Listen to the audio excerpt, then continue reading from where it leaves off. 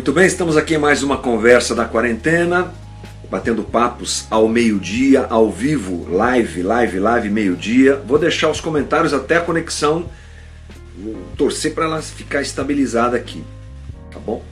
Mas se desestabilizar um pouquinho eu desligo, tá? Então estamos aqui para nossa conversa diária, pelo menos de segunda a sexta, já tá bom, né, gente? É um trabalho danado para fazer isso aqui. Começamos ontem utilizando o texto de Eclesiastes para falarmos sobre espiritualidade cristã, espiritualidade bíblica.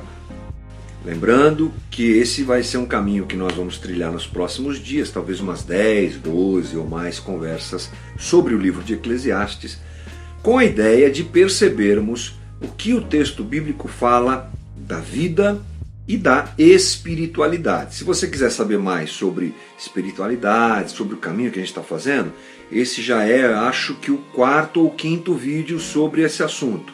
Vai lá no YouTube, no canal da Casa da Rocha Guarulhos, e você procura lá Conversas na Quarentena, na playlist, você vai encontrar as últimas conversas que tivemos e você vai ter mais base para entrar com a gente nessa conversa aqui que a gente tem feito em cima do texto de Eclesiastes, ok? Eclesiastes escrito por Salomão, um livro forte, falei ontem, um livro até certo ponto ácido, mas muito realista quanto à existência, né? Todo o texto bíblico é realista, mas eu me refiro a como o livro de Eclesiastes expressa a realidade da vida onde nós estamos inseridos nesse momento que vivemos, né, debaixo do sol, essa vida que temos debaixo do sol. E vale a pena, é claro, meditarmos em tudo isso para aprendermos alguma coisa a mais. Vamos lá, vamos começar a ler o texto hoje. Vou ler o primeiro capítulo, se você tiver aí na tua mão, Eclesiastes capítulo 1 diz assim: tudo é ilusão. As palavras do filho de Davi, rei de Jerusalém, que grande inutilidade, em algumas bíblias vaidade. Diz o mestre, que grande inutilidade. Nada faz sentido o que o homem ganha com todo o seu trabalho em que tanto se esforça debaixo do sol. Gerações vêm e gerações vão, mas a terra permanece para sempre.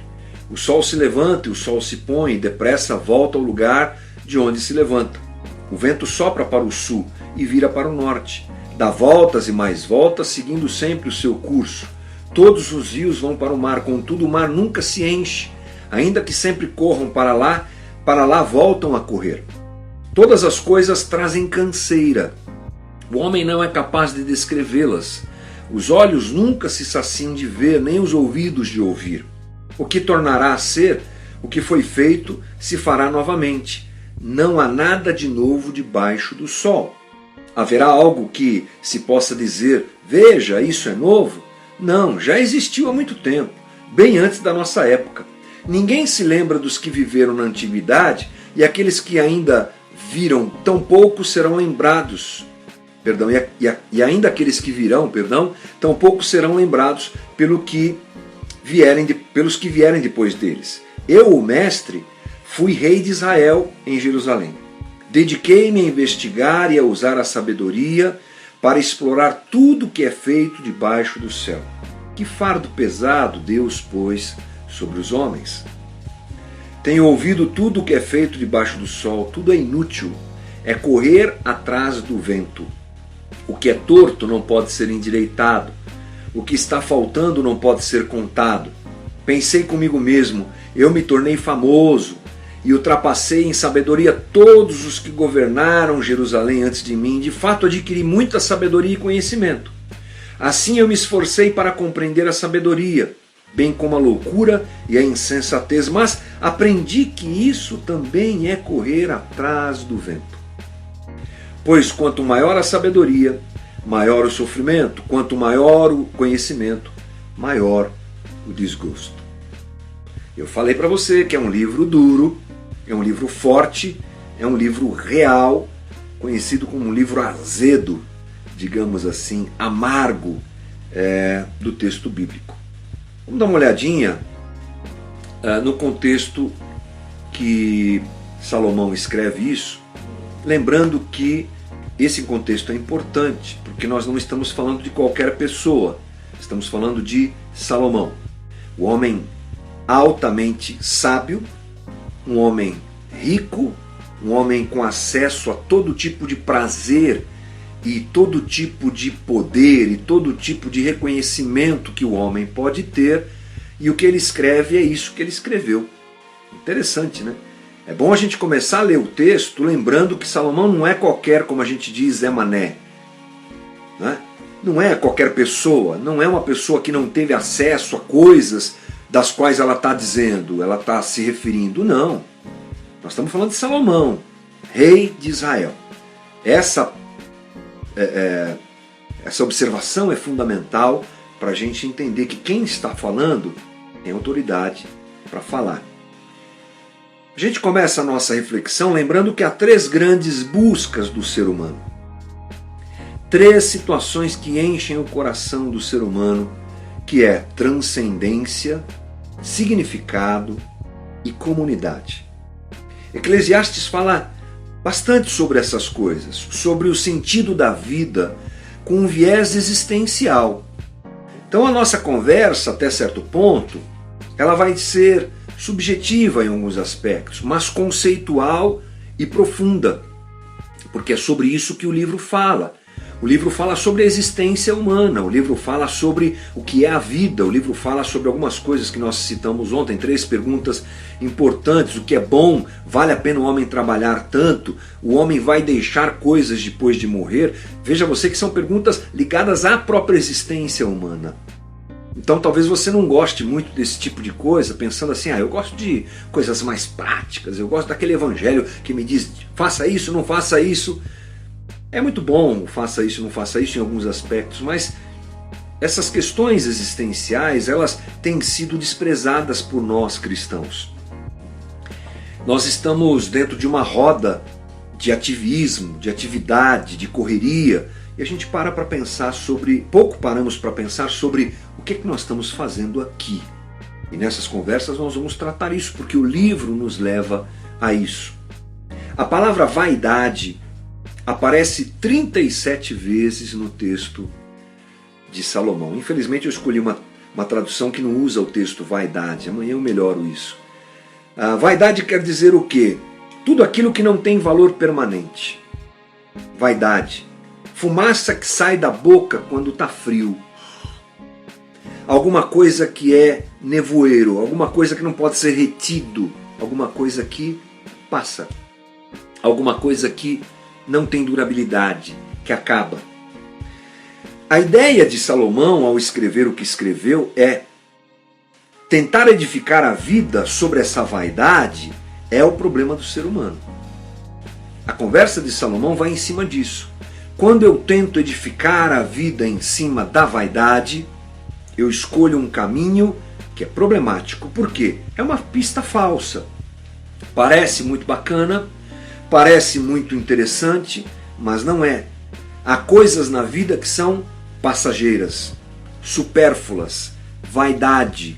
Elas acabam, elas não se sustentam, elas são como um nevoeiro. Quando eu tento construir a vida em cima desses valores, dessas situações, olhando para essas situações e me apegando a elas, eu me dou mal. Repito, é uma pista falsa. E eu sei, é o que Salomão está dizendo, eu vivi isso, eu posso dizer isso. É por isso que é importante saber quem escreveu. Salomão, 1000 mulheres, todo o poder que um homem podia ter, toda a riqueza que um homem podia ter, todo o conhecimento que um homem podia ter, toda a fama que um homem podia ter, Salomão teve. E aí ele escreve: quando você construir a tua vida, cuidado para não seguir essa pista falsa das vaidades. Significado é uma coisa que nós procuramos para a nossa vida. Significado. O que é isso que nós vivemos? O que significa isso aqui? O que isso significa? Isso está expresso na cultura que nos cerca. Às vezes a gente canta uma música, lê um poema, assiste um filme e não percebe que essas coisas frequentemente são usadas para fazerem perguntas como essa que nós estamos conversando aqui. O que significa tudo isso? que eu estou fazendo aqui? De onde eu vim? Para onde eu vou? Essas questões filosóficas são bastante expressas na arte que é produzida por nós. A Paula Toller, cantora do Kid Abelha, não sei se já existe mais, acho que brigaram. Bandas acabam, né? A minha também um dia vai acabar. Ela escreveu uma música que tem uma letra bem interessante nesse aspecto, a música chamada O Que É Que Eu Sou.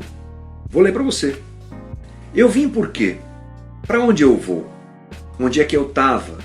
Onde é aqui? Quem me mandou? Qual o nome da minha alma? Acho que sou fruto da minha imaginação. Aliás, acho que sou fruto da imaginação. A imagem viva da ilusão. Falso faz de conta do que seja uma mulher, ou uma miragem, ou um déjà vu qualquer. O que é que eu sou? Eu vim por quê? Para onde eu vou? Onde é que eu estava? Onde é aqui? Quem me mandou? Qual o nome da minha alma? Acho que sou fruto da imaginação, a imagem viva da ilusão. Falso faz de conta do que seja uma mulher, ou uma miragem de um déjà vu qualquer. Você é quem? Esse é o tipo de pergunta que o ser humano tem para fazer. Tem que fazer. Nós não somos animais que vivem só pelo instinto, sem uma razão, sem um porquê. Essa necessidade está em todos nós. Alguns perguntam, outros não perguntam.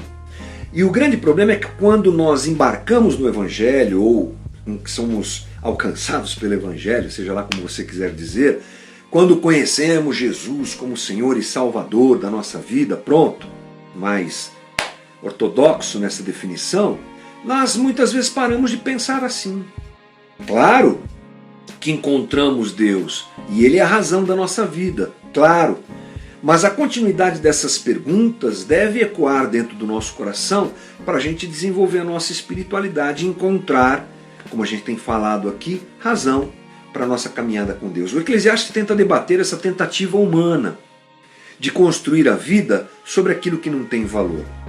Edificar a vida sobre uma ilusão, sobre a mentira. E a gente faz castelos. Essa frase aqui do pastor Zé Machado, que eu achei incrível, a época que nós estávamos estudando sobre isso lá no seminário, ele disse: todos fazemos castelos nas nuvens, mas só os loucos querem viver lá. Então há necessidade de colocarmos o pé em cima da realidade e de não vivermos a ilusão. O enfoque dos profetas bíblicos, ele é moral.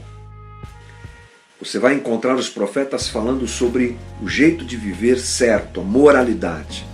O destaque, o enfoque de Eclesiastes é existencial. Fala com todo mundo, todo tempo. Por quê? As décadas passam, os séculos passam, os milênios passam, mas o coração do homem carrega as mesmas angústias. Após a queda, nos tornamos seres incompletos. Nos distanciamos de Deus e pagamos o preço disso em todos os âmbitos, em todas as esferas, até na nossa interioridade, até na nossa busca por razão de vida. Não nos sentimos completos, não nos sentimos plenos e tentamos resolver isso da maneira errada, como Salomão está apontando aqui. Essa conversa fala com o jovem urbano de hoje. Fala com a galera de hoje, que coloca toda a sua ficha naquilo que pode construir com seus braços. A gente está inserido dentro de um momento histórico, de uma geração que quer dar sentido à vida através da produtividade, a ponto de você encontrar facilmente cursos de coaching, cursos de autoajuda, em que a frase é: você é o que realiza. Isso é muito claro. É a tentativa de dar sentido à vida, significado à existência através do que eu produzo. Por isso que nós temos um grande problema e queremos produzir cada vez mais. E a moçada quer fazer cada vez mais. E o Evangelho muitas vezes embarca para esse caminho e prega isso mesmo. Faça, faça, realize, faça. Seja alguém através do que você faz. Isso é um problema de identidade. Porque o dia que a gente não pode fazer, a gente entra numa crise absurda, né? Complicada. O enfoque não é de quem não chegou, mas é de quem chegou lá. O livro de Salomão, aliás, o livro de Eclesiastes, não foi escrito por quem não chegou, mas por quem chegou. E de lá do alto, olhou para a vida e disse assim, ó, cheguei na montanha, na mais alta montanha, no mais alto monte da existência humana, tive tudo o que eu quis. Olhei, olhei, olhei e não vi nada. Tem nada lá em cima, não. Ele faz essas colocações que servem para a geração que nós estamos percebendo perdida, como eu falei. Qual é o valor da vida? Qual a importância da emoção que tanto dirige a nossa existência nesses dias? A vida vale a pena ser vivida ou não? Essa questão filosófica número 1 desses dias precisa ser percebida por nós cristãos à luz do texto bíblico. E nós temos um problema. Os mais novos hoje não consideram a vida cristã atrativa. Para ser atrativa, a vida cristã hoje tem que se comparar ao que o mundo mostra como atrativo. E esse é um grande problema que nós temos. Se nós não produzimos um evangelho emocional, sentimental, de realização, de impulso, de autoajuda, isso não é interessante. É a igreja se moldando aos valores da pós-modernidade em que nós estamos inseridos e não fazendo a diferença na pós-modernidade onde estamos inseridos. Será que alguém percebe a diferença da nossa vida quando a gente começa a falar da Bíblia? Frequentemente não. Parece que esse discurso não ecoa na nossa sociedade pós-moderna, principalmente para a moçada, que tem encontrado razão de ser, como eu disse, na produtividade, no sentimento, na experiência, e aí vai. Esse capítulo 1, ele está apontando que existe uma realidade. A realidade dessa vida debaixo do sol é sem sentido. E ela se repete. Parece forte isso, né? Aí ele usa o exemplo do sol que nasce e morre, ele usa o exemplo da lua, ele usa o exemplo do rio que sai do mar e depois volta para o mar. Ele começa a dizer, olha, não tem nada novo. Não tem nada novo. O que você está fazendo aqui, alguém já fez. A gente não olha para os antigos e os que virão não olharão para a gente. Vão tentar resolver a sua existência, vão tentar remodelar a roda, inventar a roda, como a gente fala. Mas olha, tudo que tinha que ser feito já foi feito. Essa vida, ela é um caos.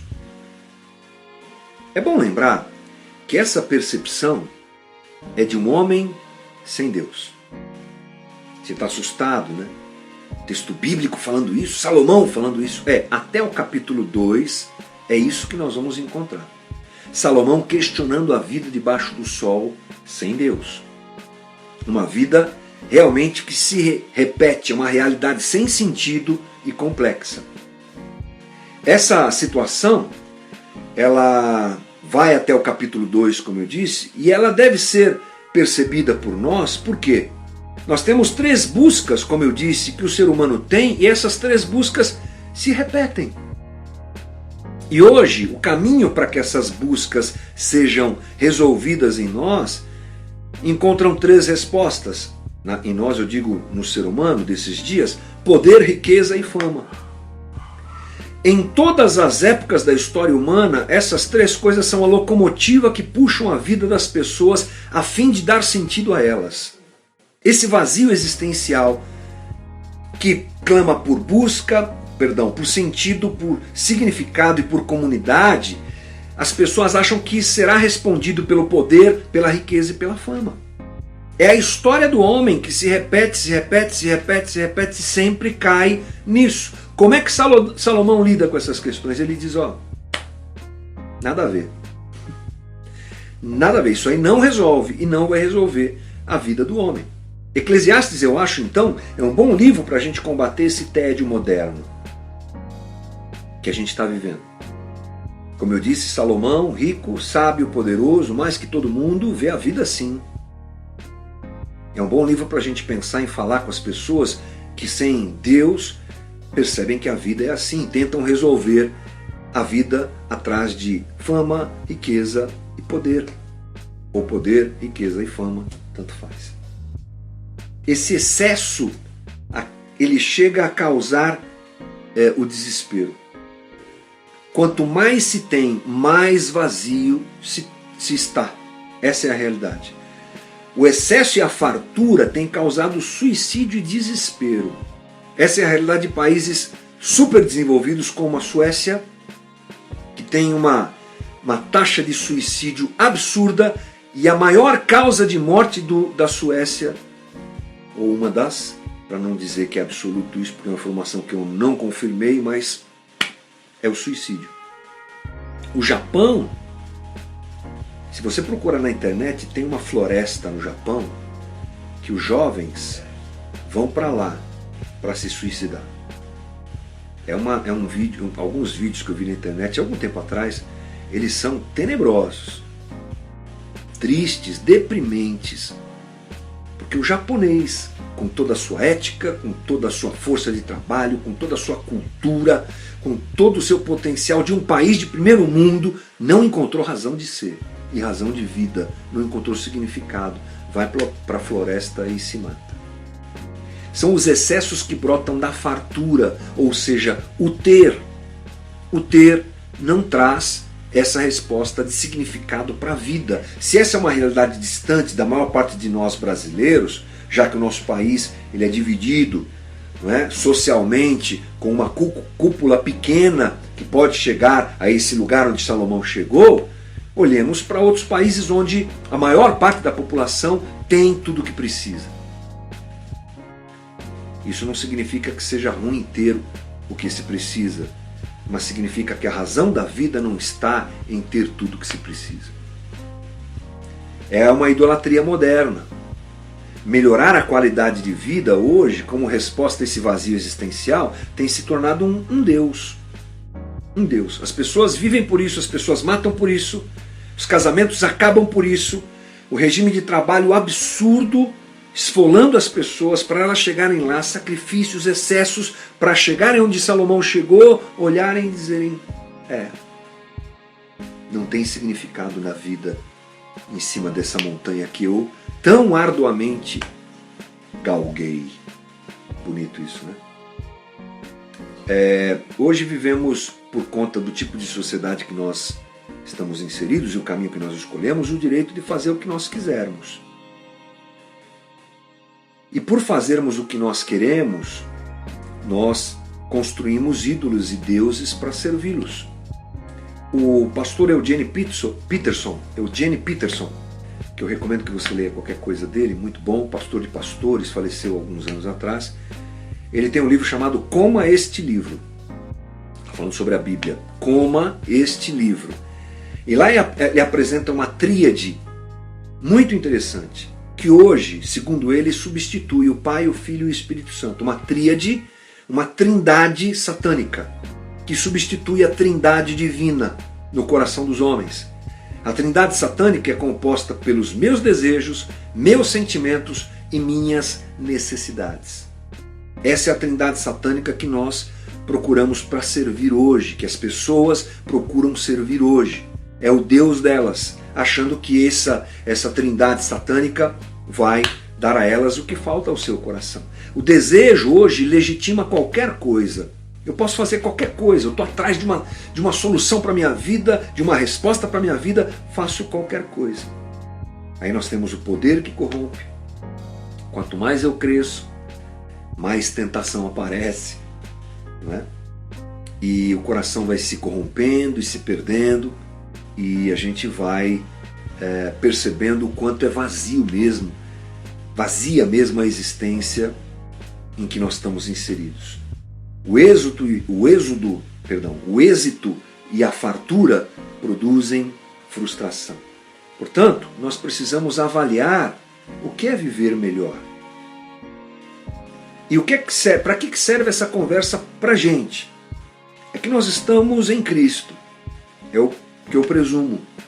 Que você que está me assistindo está em Cristo. Mas às vezes, essa trindade satânica, a qual a nossa sociedade moderna serve, ela nos atrai e a gente também se propõe a servi-la. A nossa religião se propõe a servi-la.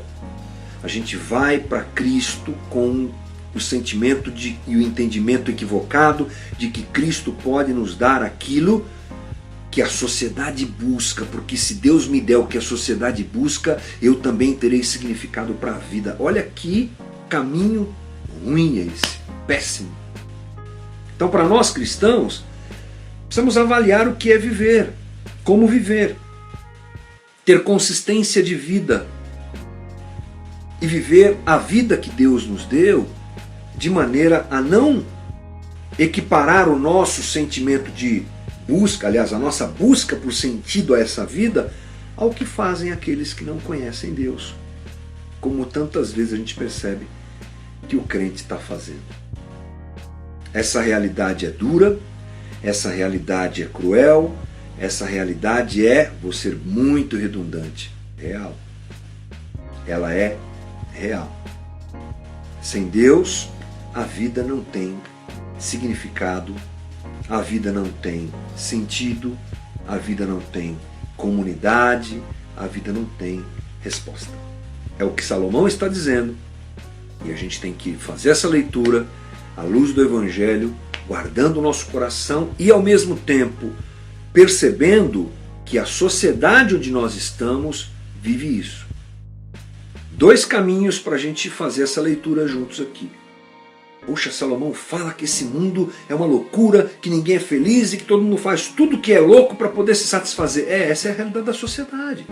Ele está descrevendo o que está ao nosso redor. Ele descreve a angústia dos corações. Ele descreve a falsa capacidade do homem de encontrar solução e resposta para a sua vida. É isso que Salomão está falando. Olha o texto, olha a vida. Olha o texto, olha a vida. Olha o texto, olho para mim. A segunda proposta desse texto é olhar para mim, para saber se não estou indo por esse caminho. Esse é o grande detalhe da conversa de Salomão. Tá bom, gente? Que Deus nos abençoe e que a gente reflita sobre essas coisas. Pouco fazemos, né? Espero que essas conversas nos ajudem a ampliar essa nossa capacidade de olhar para a vida com os olhos do Evangelho. Tá bom? Um bom feriado para você, uma boa tarde. Eu vou pegar pesado na limpeza agora e amanhã não, amanhã a gente não volta não. Agora nosso próximo encontro é domingo às 10 da manhã, aqui no canal da Casa da Rocha, tá bom? Casa da Rocha Guarulhos, aliás, quando a gente vai transmitir o culto, a reunião, né, lá da nossa própria comunidade, e eu acho que vai ser muito legal, tá bom? Bom final de semana para vocês, bom feriado, bom descanso, valeu, tchau, tchau.